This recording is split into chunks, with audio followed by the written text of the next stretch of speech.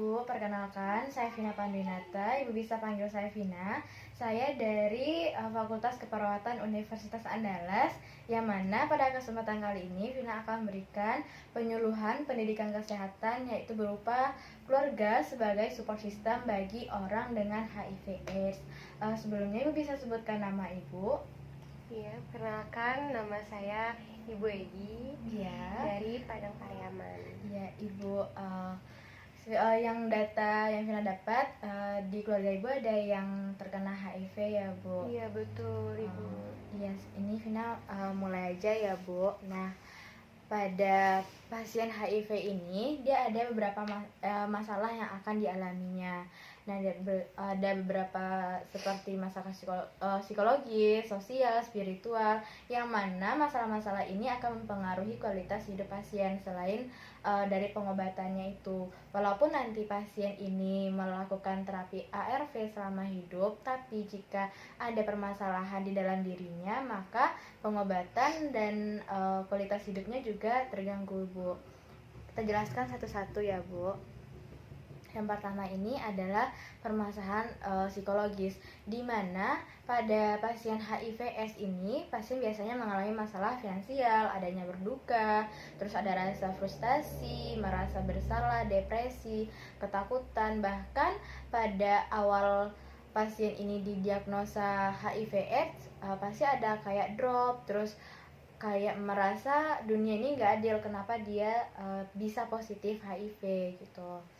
Nah, yang kedua itu ada permasalahan sosial, di mana permasalahan sosial ini bisa terjadi di dalam keluarganya, bisa juga dengan lingkungan di masyarakat atau bahkan di lingkungan kerja. Nah, masalah sosial ini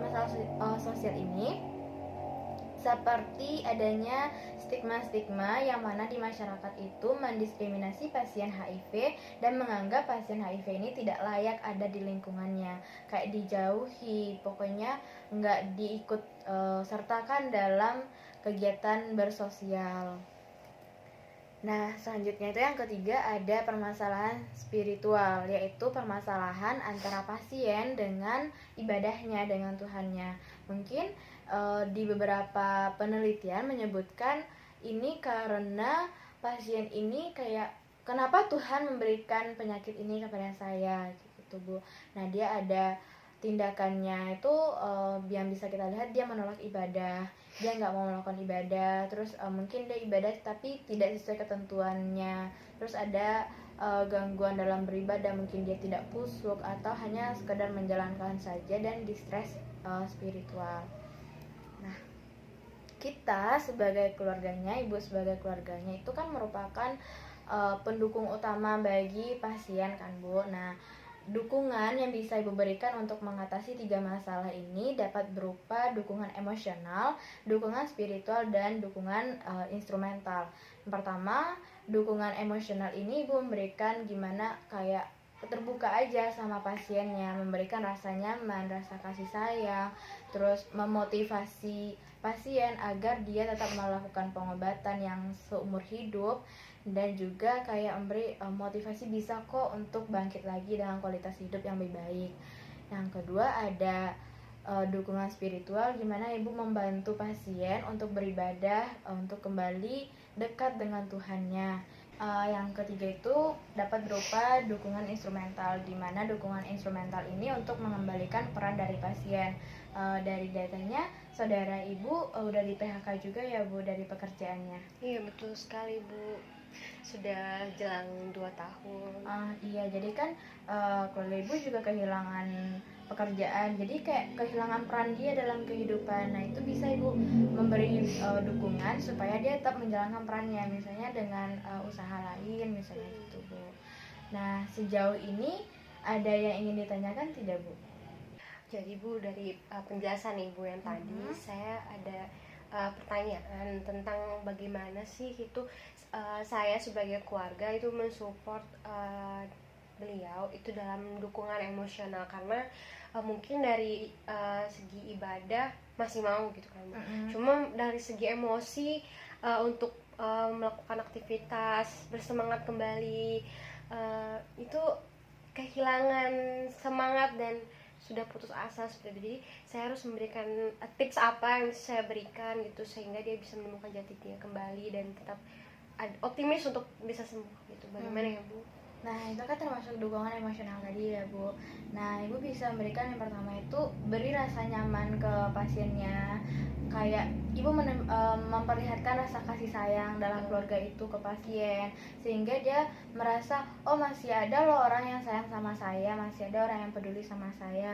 Terus dengan memberikan nasihat, gimana nasihat yang bagus untuk meningkatkan kualitas hidupnya, memberikan motivasi, misalnya kayak terapi ARV itu kan benar-benar kayak bikin kita down banget gitu ya Bu. Misalnya itu pengobatannya seumur hidup, belum lagi kalau kita sakit langsung ngedrop banget. Nah itu Ibu bisa kasih nasihat, motivasi, bisa kok kita buat up lagi gitu, buat bisa ke kehidupan semula yang lebih berkualitas. Terus bisa juga dengan dukungan kegiatan-kegiatan yang bermanfaat. Misalnya Ibu mengajak keluarga Ibu tadi dengan membuka usaha bareng misalnya atau apa gitu Bu, nanti kan dia tuh udah bersemangat lagi. Nanti tuh kayak oh saya nggak sendirian banget nih, masih ada orang yang peduli sama saya masih bisa melakukan, saya punya tanggung jawab loh di sini gitu Bu. Terima kasih Bu Vina atas konsultasi hari ini. Nah, dari penjelasan Vina tadi mungkin Ibu bisa mengulang sedikit dari materi Vina Bu. Iya baik, dari yang saya tangkap dari materi yang telah Ibu Vina berikan tentang permasalahan yang dialami oleh saudara saya, yaitu diagnosa HIV/AIDS yang tadi dialami pasien tentunya bisa menimbulkan banyak stres, gangguan emosi, ya, gangguan psikis lah ya Bu. Kemudian juga harus dilakukan pemberian perawatan, kemudian jangan mengalami keterasingan dari masyarakat, kemudian adanya stigmasi dan beban biaya pengobatan yang tentunya dirasakan oleh emosinya sendiri. Kemudian beratnya permasalahan yang dialami oleh saudara saya tersebut tentunya mempengaruhi aspek psikologisnya, kemudian sosial dan juga spiritual.